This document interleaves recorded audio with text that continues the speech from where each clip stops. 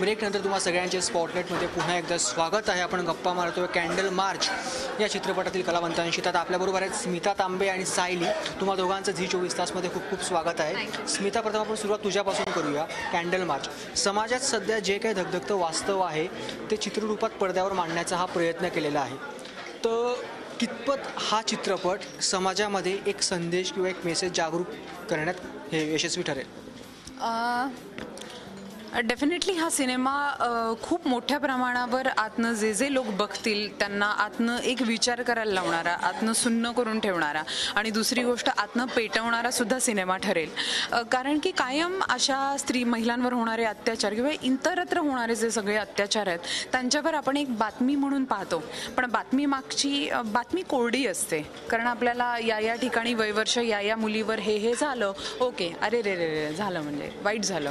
किंवा एखाद्या चॅनलवर तुम्हाला काय वाटतं त्या ओपिनियन पोलला SMS करणं इतपतच आपण प्रतिक्रियेच्या ह्या आयुष्यामध्ये आहोत. पण ह्याच्या पलीकडे जाऊन फक्त प्रतिक्रिया आपली SMS वर किंवा इंटरनेटवर व्यक्त करणं, इथून आपली सामाजिक जाणीव थांबते का? किंवा आपल्या समाजाविषयीची कणव इथेच आपली संपते का? ह्याच्या पलीकडे जाऊन काहीतरी 2014च्या या काठावर आणि 15च्या सुरुवातीला अशा विषयावर सिनेमा करावाचं वाटणं हीच लाजिरवाणी गोष्ट आहे. कारण की कुठेतरी जागतिक पातळीवर भारताला वेगळं स्थान मिळवून द्यावं, ह्या फ्रंटवर आपण लढा करावा, तर तिथे स्त्री आणि पुरुष या मतभेदांवर आणि स्त्रियांवर होणाऱ्या अत्याचारावर आपल्याला लढा करावा असं वाटतं. ही खरंच लाजिरवाणी गोष्ट आहे. अकेली औरत का जीना बहुत मुश्किल मैडम. नहीं बैठेंगे मैं जॉब. इधर बच्चों के लड़के आते हैं और ये संडास में बनाएंगे अपना घर. दिमाग ठंडा रख, अभी नहीं रखेंगे मेरे दिमाग. शबाना नावाच्या पात्राला कुठेतरी सिनेमाच्या काठावर अशी जाणीव होते की हो, माझं स्वातंत्र्य खरंच कुठेतरी अडकलंय, मी स्वतंत्र नाही आहे आणि माझा नवरा ज्या पद्धतीने माझ्यावर हक्क गाजवतो तो अत्याचार आहे, ही जाणीव जेव्हा शबानाला होते ना, तेव्हा ती इतरत्र सगळ्या बायकांना सिनेमा बघत असताना होणार. कारण मला खात्री आहे जी कुठली बाई, जी कुठली मुलगी, जो कुठला पुरुष, जो कुठला मुलगा हा सिनेमा बघायला जाईल ना, त्याला कुठेतरी आतनं हलवून ठेवेल हा सिनेमा, अशा पद्धतीने बनलाय. खरेच मी तुझं आपण म्हणतो की स्त्री पुरुष समानतेबद्दल आपण बोलत असतो, पण कुठेतरी दिल्लीत एक निर्भया आपल्याला बघायला मिळते आणि अशा हजारो स्त्रिया भारतात आपल्याला रोज बघायला मिळतात. तर ही जी फिल्म आहे याचा कितपत फायदा ऑडियन्सला होणार आहे की नाही? जे काही चाललंय समाजात त्याविरुद्ध ते आवाज उठवतील. जेव्हा मी शबाना नावाचं पात्र परफॉर्म करत होते तेव्हा माझ्यासाठी हे कुठेतरी 3 घर सोडून होतं रे, हे कुठेतरी पलीकडच्या राज्यात होतं, आपल्याकडे कुठे आलेलं आहे. पण हा कुठेतरी सामाजिक प्रश्न बनलेला आहे. तो कुठल्या तरी एकट्या निर्भयाचा, तो कुठल्या तरी एकट्या शबानाचा, सायलीचा, एकट्या अनुरताचा किंवा एकट्या कुणाचा तरी प्रश्न नाही आहे, तो समाजाचा प्रश्न आहे. कारण ती समाजाला लागलेली कीड आहे. काय होतं, आपल्याकडे घाणेरडं अनुकरण केलं जातं. जेव्हा अशा सगळ्या रेप केसेस होत असतात त्याच्यावर आरोपी ज्या पद्धतीने मोकाट सुटतात, काही बाल वयातच बसत नाहीत म्हणून काही पद्धतीने 3 वर्षाची शिक्षा हाकून सुचतात आणि ज्या बाईवर जे झालेलं आहे तिने मात्र आयुष्याची शिक्षा भोगायची. हा चुकीचा मेसेज कुठेतरी जातोय. या फिल्ममध्ये तो करेक्ट मेसेज दिलेला आहे की येस, हा तोडगा आहे, हा मार्ग आहे आणि त्याच्यावर फिल्म जास्त भाष्य करते. चित्रपटातील कलाकार तेजस्विनी पंडित आणि मनवा नाईक, तुम्हा दोघांचं झी 24 तासमध्ये खूप खूप स्वागत आहे. प्रथम तेजस्विनी, सुरुवात आपण तुझ्यापासून करूया. कॅन्डल मार्च समाजातलं एक दाहक वास्तव चित्रपटातून मांडण्याचा प्रयत्न केला गेलेला आहे. तर एकूणच चित्रपटाविषयी आणि त्यातील तुझ्या भूमिकेविषयी.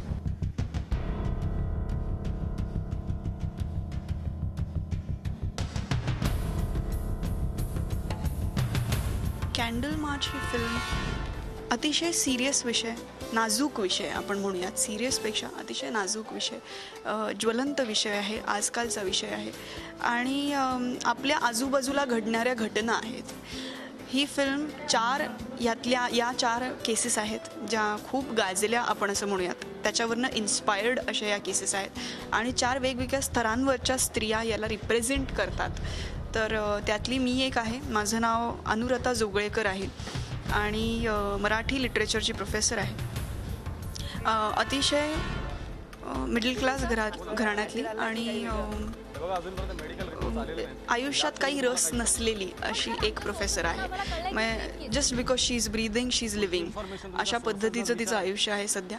आणि त्याला कारणीभूत तिच्या भूतकाळात अशी एक घटना घडली आहे ज्याच्यामुळे तिला कम्प्लीट ती हादरवून गेली आहे, तिला हलवून टाकलं आतून आणि म्हणून ती अशी आहे. तुम्ही पराभव स्वीकारला असला तरी मी आपण म्हणतो की स्त्रियांना पुरुषांच्या बरोबरीने स्थान दिलं पाहिजे, पण अजूनही स्त्रियांवरती जे अत्याचार होतात किंवा कुठे ना कुठे स्त्रियांना अजूनही डॉमिनेट केलं जातं, तर त्यामधून चित्रपटात प्रकाशाने भाष्य करण्यात आलेलं आहे. तर एक स्त्री म्हणून तू आमच्या रसिकांना ह्या सगळ्या ज्या गोष्टी समाजात चालतात त्याबद्दल काय संदेश देशील? मला असं वाटतं की आपण जेवढं पुरुषांना दोष देतो बलात्कार झाला तर तेवढंच कुठेतरी स्त्रियांना पण दोष दिला पाहिजे की आपण सहन करतोय म्हणून हे होतं आहे. आणि आता the time has change so much with gay marriages and all that की हल्ली पुरुषांवर पण अत्याचार होतो, फक्त बायकांवरच होतो असं नाही आहे.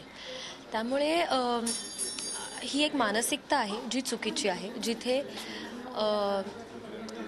सेक्शुअलिटी किंवा रेप ह्याला आपण एका वेगळ्या दृष्टिकोनातनं बघतो. इथे फक्त फिजिकल रेप नाही तर मेंटल रेप पण आहे, मानसिक अत्याचार पण आहे, मॅरिटल रेप पण आहे, जिथे आपला हक्क गाजवायला नवरा रेप करतो. तर हा सगळा पॉवर गेम आहे, ही सगळी विकृती आहे आणि ह्या सगळ्याच्या अगेन्स्ट आपल्याला भांडायचं आहे. त्यामुळे हे स्त्रीच्या अगेन्स्ट किंवा पुरुषाच्या अगेन्स्ट नसून हे या सगळ्या विचारांच्या आणि वृत्तीच्या अगेन्स्ट फाईट आहे. आणि मला असं वाटतं की खूप वेळेला असं होतं की आपल्याला बोलायचं असतं, आपल्याला सांगायचं असतं, आपल्याला लढायचं असतं, पण कुठे करायचं किंवा कसं करायचं हे आपल्याला कळत नाही. किंवा कधी कधी असंही होतं की आता विद्या सावंतसारखं कॅरेक्टर आहे जी एक प्रोग्रेसिव्ह बाई आहे, जी काम करते, नोकरी करते आणि ती घर पण सांभाळते आणि ती कुठेही कॉम्प्रोमाइज करत नाही अम्बिशनसाठी. मॉरल्स एथिक्स जपून काम करणारी स्त्री आहे. पण जेव्हा तिच्यावरती असा एखादा प्रसंग येतो तेव्हा तिला कळत नाही काय करायचं किंवा आपल्याला समाज काय म्हणेल, कुटुंब काय म्हणेल, रिलेटिव्स काय म्हणतील याची भीती वाटते. तर ह्या सगळ्या भीती, ह्या सगळ्या इनोव्हेशन्स, ह्या सगळ्या स्टुपिडिटीज विसरून त्याच्या पलीकडे जाऊन आपल्याला एक फ्युचर चांगलं करायचं आहे, जिथे खूप आयडियलिस्टिक म्हणते मी पण तरीसुद्धा की जिथे आपण रेप नसेल, जिथे आपण एकमेकांना आणि एकमेकांच्या शरीराला आणि विचारांना आणि मनांना खऱ्या अर्थाने इम्पॉर्टन्स देऊ, व्हॅल्यू देऊ, रिस्पेक्ट देऊ. तो काळ कुठेतरी यावा शेवटी असं आम्हाला वाटतं. एक्सक्यूज मी सर, ऍसिड आलाय की काही वेगळं? बघा अजूनपर्यंत मेडिकल रिपोर्ट आलेले नाहीत, तर या क्षणी मी तुम्हाला काहीच सांगू शकतो. पण सर आमच्या सोर्सेसकडनं आम्हाला कळलंय की एक रेप केस. पुढची इन्फॉर्मेशन तुमच्या सोर्सेसनंच विचारा ना. मनवा 2014 या वर्षी तुझ्यासाठी खास म्हणावं लागेल, कारण पोर बाजारला तुझं दिग्दर्शन पहिलं पाऊल होतं, चांगलं यश मिळालं आहे. कॅन्डल मार्च आता येतो आहे, तुमचा प्रोमो पाहिला, खूपच क्युरिओसिटी सगळ्यांचीच वाढलेली आहे, तर याबद्दल थोडंसं मला वाटतं इट्स काय कॉम्बिनेशन ऑफ शिअर लक, कुठेतरी इतक्या वर्ष केलेली मेहनत किंवा विचार आणि ह्याच्या पलीकडे मला असं वाटतं की समाजाचं भान राखणारी एक स्त्री. कारण पोरबाजारमध्ये सुद्धा सब्जेक्ट अतिशय सोशल होता, चाइल्ड ट्रॅफिकिंगबद्दल होता आणि आता इथे सुद्धा सब्जेक्ट अतिशय सोशल आहे आणि स्त्रियांची शक्ती याविषयी आहे. तर त्यामुळे समाजाचं भान असणारी एक दिग्दर्शक अभिनेत्री अशी मनवा. Thank you Teju for saying that. पण ते म्हणते ते खरं आहे की इतक्या वेगवेगळ्या पद्धतीने आपण ओरडून सांगायचा प्रयत्न करतोय.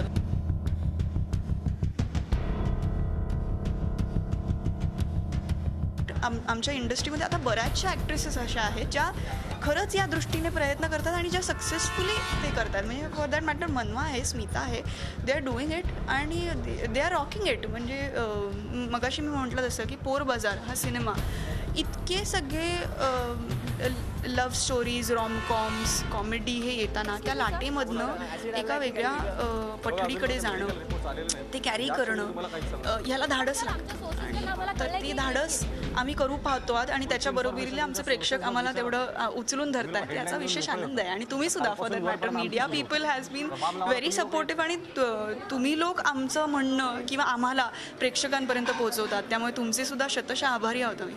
धन्यवाद.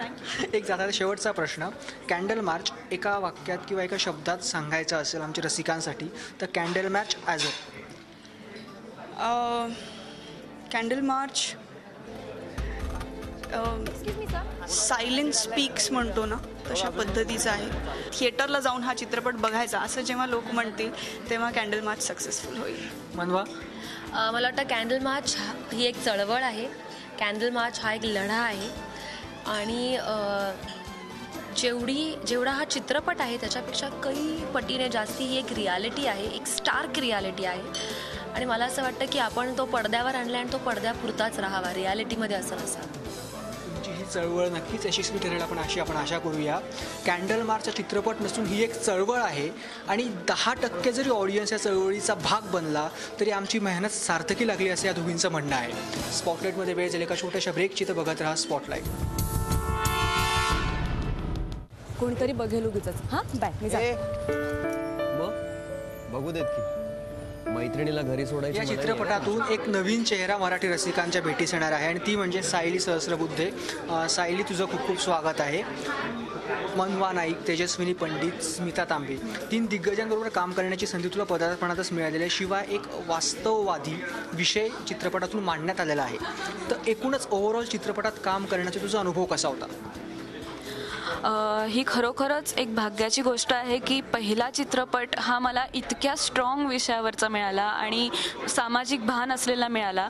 आणि नक्कीच ह्या तिघीही ज्या ॲक्ट्रेसेस आहेत त्यांच्याकडनं मला इतकं शिकायला मिळालेलं आहे. म्हणजे कॅमेरासमोर आपलं कॅरेक्टरच्या वेगवेगळ्या शेड्स कशा पोर्ट्रे करायच्या, कसं ईजमध्ये वावरायचं आणि त्या विषयाला आपल्या कॅरेक्टरच्या थ्रू कसं लोकांपर्यंत पोहोचवायचं हे त्यांच्याकडनं खूप छान शिकायला मिळालं मला. आणि ह्या सगळ्या प्रोसेसमधली एक गोष्ट मला खूप आवडली की ह्या टीममधली प्रत्येक व्यक्ती ही रेप किंवा ओव्हरऑल सेक्शुअल अब्यूज ह्याकडे इतक्या सेन्सिटिव्हली बघतीये आणि प्रत्येकाची ह्याबद्दलची चीड आणि ह्याबद्दलची मतं खूप स्ट्रॉंग आहेत आणि त्यामुळे मला खूप कम्फर्टेबल फील झालं. मग तो रेपचा सीन असो, तो ज्या पद्धतीने हँडल केला गेला, ज्या पद्धतीने त्या सगळ्यांनी मला सपोर्ट केलं, हे मला खूप जास्त स्पेशल वाटतं. सो येस, नक्कीच हा एक्सपिरियन्स माझ्यासाठी खूप जास्त शिकवून जाणार आहे ॲज अन ॲक्ट्रेस पण आणि एक माणूस म्हणून सुद्धा. कारण एक माणूस म्हणून मला ती रिस्पॉन्सिबिलिटी वाटली की अशा वाईट अनुभवातून गेलेल्या स्त्रियांच्या भावनांच्या अधिक जवळ जाता येणं आणि लहानपणापासून एक स्त्री म्हणून, एक माणूस म्हणून जे सतत मनाला टोचत राहतं की अरे नाही, मला रिस्पेक्ट पाहिजे, मला सन्मान पाहिजे, मला कंट्रोल करू नका, मला जगू द्या मला हवं तसं, हे जे सगळे विचार आहेत ना, हे सिनेमाच्या माध्यमातून मांडता येणं हे इतकी छान संधी होती की नक्कीच मला अशी आशा आहे की तुम्हाला सगळ्यांना सखीचं कॅरेक्टर खूप आवडेल आणि सगळ्यांना असं तिच्याबद्दल खूप एम्पथी वाटेल. मी सिम्पथी हा शब्द नाही वापरणार कारण सिम्पथी म्हणजे अगं बाई बिचारी गो हिच्या बाबतीत कसं झालं असं ते नाही आहे. We can understand your pain, we can understand तू कशामधून जातीये, पण तरीही तुझी माणूस म्हणून अजूनही तुझ्यामध्ये ते सस्टेन होतंय, अजूनही तुझ्यामध्ये ती पॉझिटिव्हिटी आहे. ही एम्पथी जर प्रत्येक प्रेक्षकांपर्यंत पोहोचू शकली ह्या सिनेमातून तर मला खूप आनंद होईल. जाता जाता आमचं झी 24 तासच्या रसिकांसाठी कॅन्डल मार्च एका शब्दात सांगायचं असेल, एका वाक्यात सांगायचं असेल तर काय? Candle March as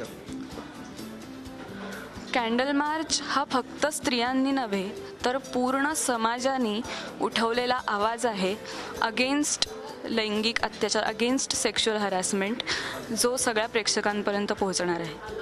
thank you. आमच्याशी आपुलकीने बोलला त्याबद्दल खूप खूप धन्यवाद. एकूणच स्त्रियांवर होणाऱ्या अत्याचाराविरोधात जर स्त्रियांनी आवाज उठवला तर एकूणच समाजात परिस्थिती काय होते यावर भाष्य टाकणारा कॅन्डल मार्च हा सिनेमा आहे. हा चित्रपट नक्कीच रसिकांच्या पसंतीस उतरेल, त्याला पसंतीची नक्कीच पावती मिळेल असा विश्वास चित्रपटातील कलाकारांनी व्यक्त केला आहे. Kapil Deshpande, Zee media, Mumbai. Zee 24 तास रहा एक पाऊल पुढे.